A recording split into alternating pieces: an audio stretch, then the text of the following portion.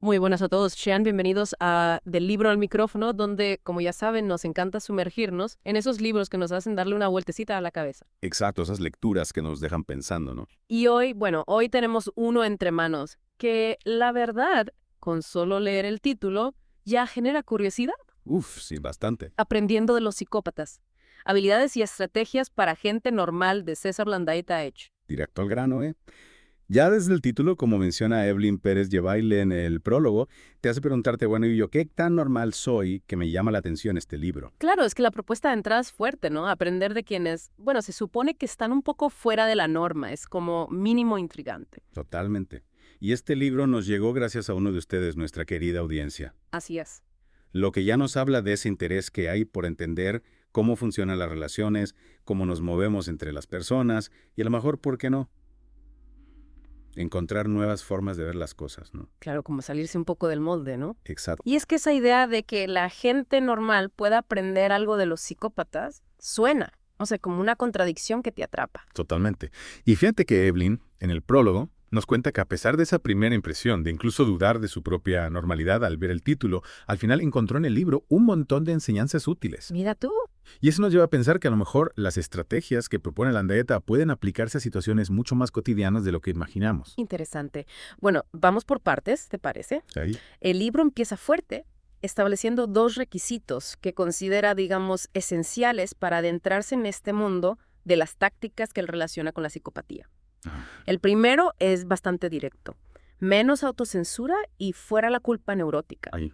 Lo fundamental, creo yo, es la distinción que hace el autor al principio. Ujú. A ver, imitar algunas cosas superficiales de quienes, digamos, no tienen mucha moral, no nos convierte en malas personas automáticamente. Es como los actores, ¿no? Hugo Weaving hace de villano en las películas, pero eso no significa que sea así en la vida real. Claro, claro. Y es lo mismo. Vale, vale.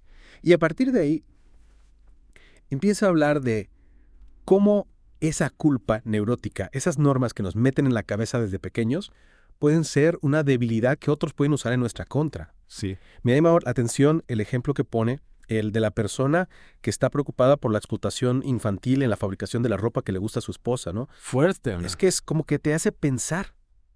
Totalmente, porque imagínate, una preocupación real se puede convertir en una ansiedad que te paraliza y encima otros pueden aprovecharse de eso. Lo que explica el libro es que esa culpa excesiva te quita libertad para decidir, te hace menos flexible y eso, claro, a los que no tienen esa culpa les viene de perlas. Sí, es verdad.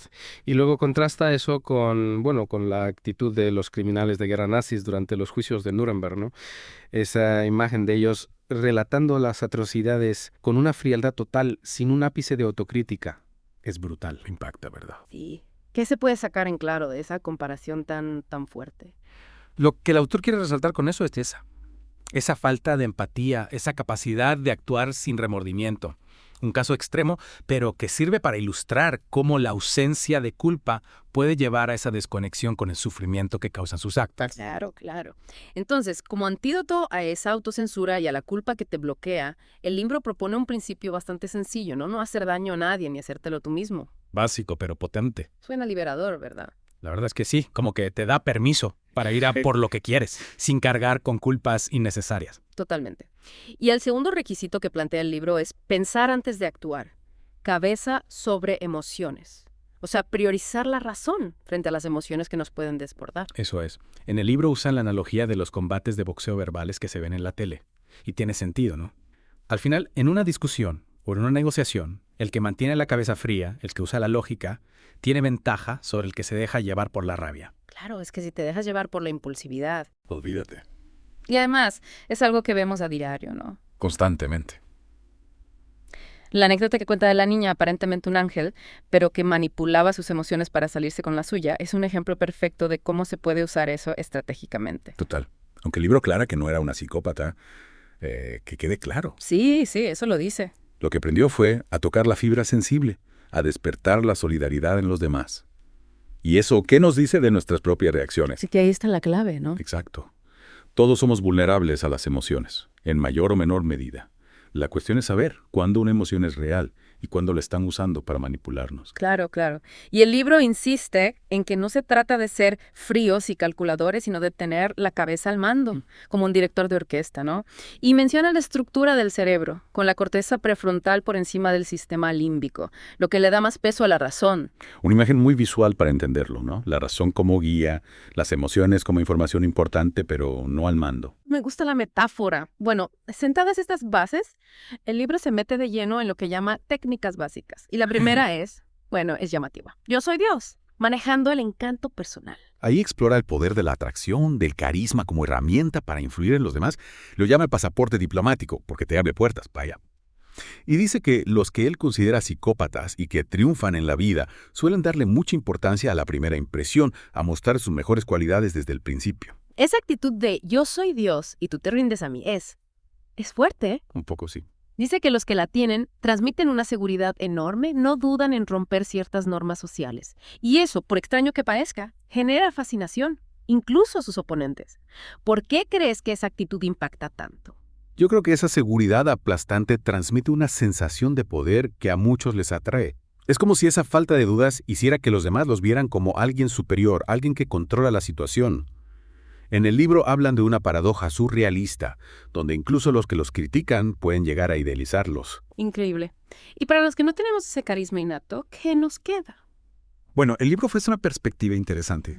Dice que como no se ha encontrado el gen de la divinidad, pues podemos aprender, podemos trabajar en nuestra conducta y en cómo nos presentamos al mundo. O sea que no es algo con lo que se nace, sino que se puede desarrollar. Exacto. Y nos anima a deshacernos de los prejuicios y estereotipos que nos limitan. Según el libro, los que usan este tipo de encanto con éxito no van cargados de inseguridades o dudas. Están libres de esas ideas tontas y poco productivas que a muchos nos frenan. Interesante. Y aquí entra el concepto de programas automáticos, ¿no? Esos patrones mentales y de comportamiento que aprendemos sin darnos cuenta. Sí. Dice que los que proyectan una imagen poderosa rompen esos patrones y eso genera confusión en los demás, abriendo la puerta a la influencia. Y la sugerencia es imitar esa estrategia, no creyéndonos dioses, claro, pero sí adoptando una postura de mayor seguridad, como levitar unos centímetros por encima del común de la gente. ¿Cómo se puede aplicar eso sin parecer arrogantes? Yo creo que la clave está en trabajar la seguridad en uno mismo, en cómo nos proyectamos. No se trata de fingir ser alguien que no eres, sino de mostrar tus puntos fuertes y no dejar que las dudas te paralicen.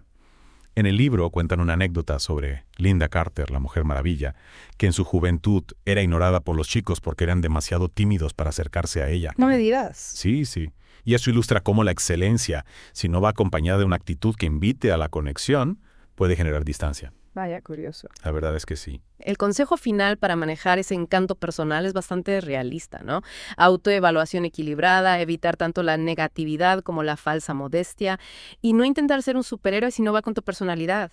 Básicamente, ser agradable sin exagerar y no machacarte con la autocrítica. Y no olvidar que a veces nos vemos peor de lo que nos ven los demás. Eso es, a veces somos más capaces y atractivos de lo que pensamos. Muy cierto. La siguiente técnica que explora el libro es hablamos y yo te enredo, el dominio del lenguaje. Y empieza con una anécdota de una negociación entre dos personas, A y B. Ajá, ¿qué pasó ahí? Pues esa anécdota ilustra cómo se puede usar el lenguaje para manipular. B provoca reacciones impulsivas en A y luego usa esas mismas reacciones para ponerle una etiqueta negativa y tomar el control. Las palabras se convierten en armas, ¿vamos? Es una estrategia premeditada. Totalmente. Primero lanzan un cebo para que el otro reaccione emocionalmente, luego le ponen una etiqueta negativa a esa reacción y finalmente usan esa misma reacción como prueba de que la etiqueta era correcta. El libro dice que es una táctica sucia, pero que saber identificarla nos puede ayudar a no caer en la trampa. Claro, como para estar alerta. ¿Y cómo podemos darnos cuenta de que nos están enredando con las palabras? Pues fíjate, una señal puede ser sentirte a la defensiva de repente o reaccionar de forma exagerada a un comentario que a priori no era para tanto. Ya. También, si la otra persona intenta constantemente definirte con etiquetas negativas, ahí hay que tener cuidado. Tomar una pausa antes de responder para analizar la situación con calma puede ayudar. Buen consejo. Y luego el autor dice algo curioso, que las mujeres a lo mejor tienen más facilidad para usar técnicas de recodificación del lenguaje. Pone un ejemplo de una pareja en un restaurante donde la mujer lanza un ultimátum para que su pareja no conteste una llamada. Ajá. ¿Qué nos dice eso del poder de la recodificación? Pues que se puede cambiar el marco de una situación con el lenguaje. En lugar de simplemente pedirle que no conteste, la mujer establece una consecuencia y lo convierte en una exigencia. El libro luego da una alternativa que la pareja podía haber usado, que es recodificar la situación para hacerse la víctima, poner a la otra de la defensiva. Un juego de roles sutil pero efectivo. Es como darle la vuelta a la tortilla. Exacto. Y luego habla de la sobreobediencia como una subcategoría de la recodificación. La anécdota de la empleada a la que le piden limpiar los botes de basura y la recomendación de llevar esa obediencia al extremo para desestabilizar al jefe me ha parecido muy curiosa, aunque la empleada al final no se atreve. ¿Por qué crees que esa táctica puede funcionar y por qué a veces es difícil de aplicar? Pues mira, la sobreobediencia funciona porque expone lo absurdo o injusto de la orden del otro. Lo desafía sin confrontarlo directamente. El problema es que va en contra de lo que nos han enseñado, de la obediencia a la autoridad. Requiere ser un poco osado, estar dispuesto a parecer tonto o exagerado. Ya veo, ya veo. Y eso enlaza con lo que dice de que a los autoritarios les molestan más los que obedecen al pie de la letra que los que se rebelan abiertamente. Curioso. Sí. Bueno, pasemos a la siguiente técnica. ¿Ahora me ves? Ahora no. El sutil arte de crear y beneficiarse de la perplejidad. Aquí la idea es que romper los patrones mentales automáticos nos puede abrir a la sugestión, a la influencia. ¿Cómo funciona eso? Pues el libro habla de Milton Erickson y sus técnicas de hipnosis. Cuenta la anécdota de un paciente que decía ser inhipnotizable, y cómo Erickson lo hipnotizó haciéndole una pregunta inesperada sobre lo que veía en la palma de la mano. ¿En serio? Sí. Al romper su expectativa, generó perplejidad, y eso lo abrió a la sugestión. Interesante. La clave está en romper esos programas mentales, esos comportamientos automáticos que tenemos tan interiorizados. Ajá. Imagina que extiendes la mano para saludar y te responden con algo totalmente fuera de lugar. Eso genera un cortocircuito en el cerebro. Te hace vulnerable a la influencia. Claro, porque te descoloca por completo. Exacto. También cuenta la historia de un terapeuta que cambió su rol de psicólogo a amigo para que un adolescente con fobia superara su resistencia. Romper las expectativas para acceder al inconsciente. Y nos anima a experimentar con esto, a romper los programas sociales en situaciones controladas. ¿Cómo podríamos empezar a practicar eso en el día a día? Pues podríamos fijarnos en esos pequeños rituales que hacemos sin pensar, como saludar o iniciar una conversación. O a intentar variar nuestra respuesta. Hacer algo inesperado, pero sin ser groseros, claro. Y observar cómo reacciona la gente. Buena idea. La siguiente técnica es instalando y manipulando anclajes. Aquí se explica cómo asociar un estímulo a una respuesta en la mente de alguien. Como en los experimentos de Pavlov, ¿cómo se aplica eso a las relaciones humanas? El libro pone el ejemplo de la canción de una pareja que se convierte en un ancla para sus sentimientos por las circunstancias de su primer encuentro. Las experiencias sensoriales ligadas a emociones fuertes, sobre todo positivas, crean conexiones duraderas. Un olor, una canción, un lugar, pueden evocar una emoción al instante. ¿Verdad? Y dice que para que un ancla sea efectiva hay que usar estímulos gratificantes, como en la publicidad de jabón para bebés que usa olores agradables en vez de cosas negativas. Sí, y también advierte que un ancla es específica para una respuesta. No puedes usarla para otra cosa. ¿Por qué es importante eso? Porque si intentas usar un ancla para generar una respuesta distinta a la que estaba asociada, no va a funcionar. Es como un interruptor de la luz, solo sirve para encender o apagar una cosa. Entiendo, y nos anima a recordar nuestros propios anclajes y a practicar instalarlos en otros.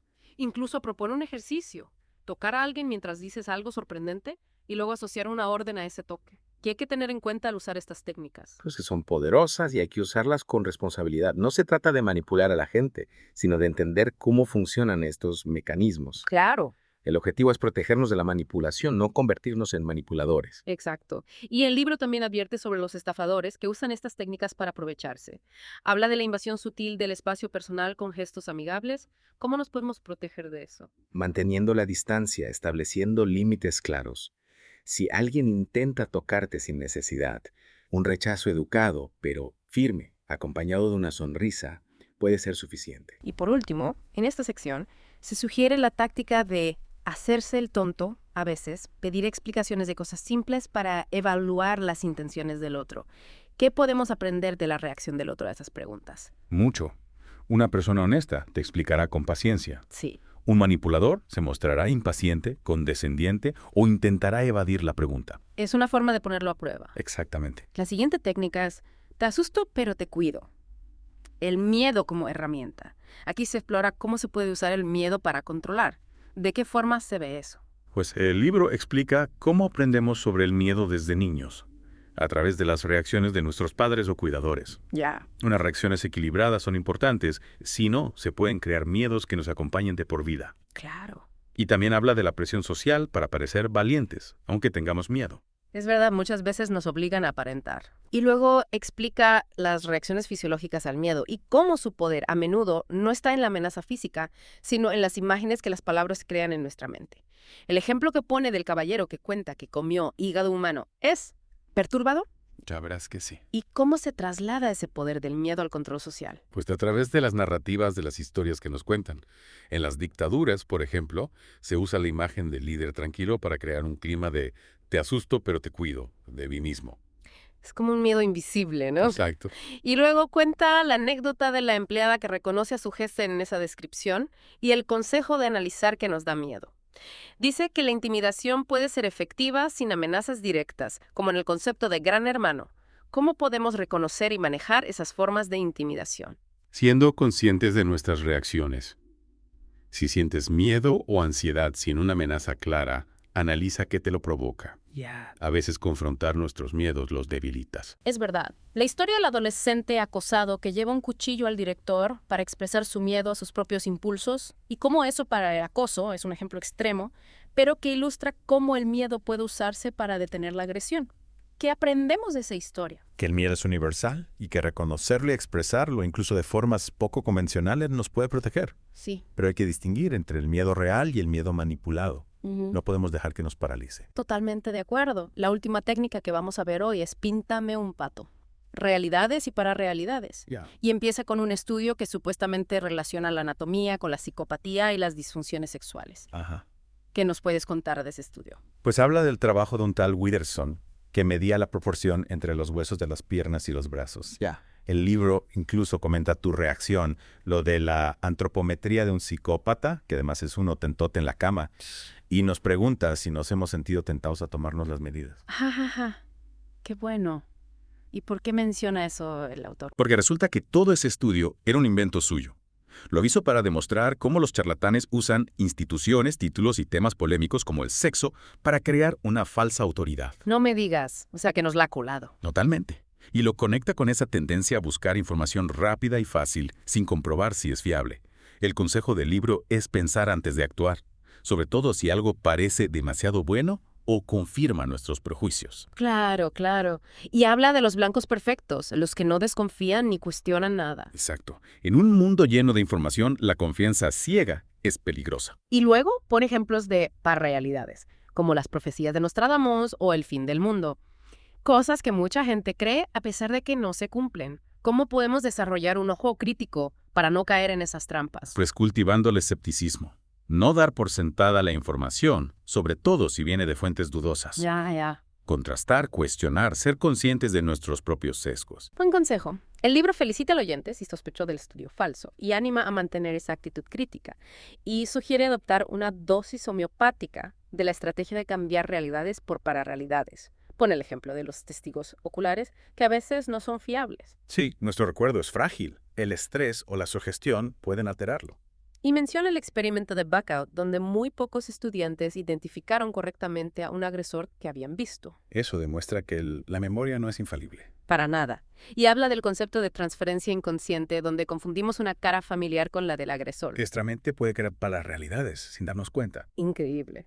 Y luego describe cómo los manipuladores crean esos espejismos o pararrealidades para influir. La anécdota del predicador que inventa una historia sobre su infancia para generar compasión y obtener donaciones es un buen ejemplo. ¿Qué hace que esas pararrealidades sean tan efectivas? Ya apelan a nuestras emociones, a nuestros deseos. Ya veo. El predicador usa la nostalgia, la promesa de una conexión espiritual. Y también usan la confusión, la sobrecarga de información. Para que no podamos pensar con claridad. Exactamente. Y compara la habilidad del predicador con la de Churchill, Castro, Hitler, todos ellos grandes manipuladores. Y luego pone otros ejemplos como el del estilista que critica al cliente para luego ofrecerle la solución, o el vendedor de coches que idealiza la situación. ¿Qué tienen en común esas situaciones? Que crean una necesidad o un problema y luego se presentan como la solución. Juegan con las inseguridades, los deseos, y también entra en juego la disonancia cognitiva. ¿Eso qué es? Que si ya has invertido en algo, tiendes a justificarlo. aunque haya pruebas de que te equivocas. Entiendo. Y para terminar, cuenta la anécdota de la niña que le pide a su madre que pinte un pato y cómo un garabato se convierte en real con los sonidos. Sí, Eso conecta con nuestra tendencia a aferrarnos a la esperanza, algo que los estafadores explotan.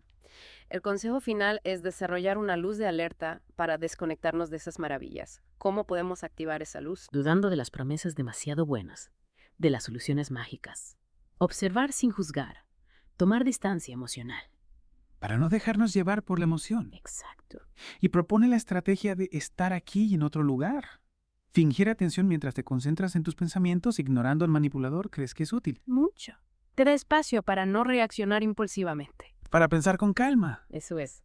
Bueno, pues hemos repasado las técnicas básicas que propone Aprendiendo de los psicópatas. La segunda parte del libro profundiza en cómo aplicarlas, aunque insiste en que no son infalibles, pero sí ofrecen nuevas formas de afrontar las situaciones. Y eso encaja con tu perfil de aprendiz, con tu interés por descubrir nuevas herramientas y perspectivas. Totalmente. Y para terminar, te dejo como una pregunta que no hemos discutido explícitamente, pero que se inspira en el libro. ¿Hasta qué punto crees que esas tácticas que hemos visto que se asocian a la psicopatía están presentes en nuestras interacciones diarias, incluso en las que nos parecen normales? ¿Cómo crees que el ser conscientes de esos mecanismos podría cambiar tu forma de comunicarte y de protegerte? Te invito a reflexionar sobre ello.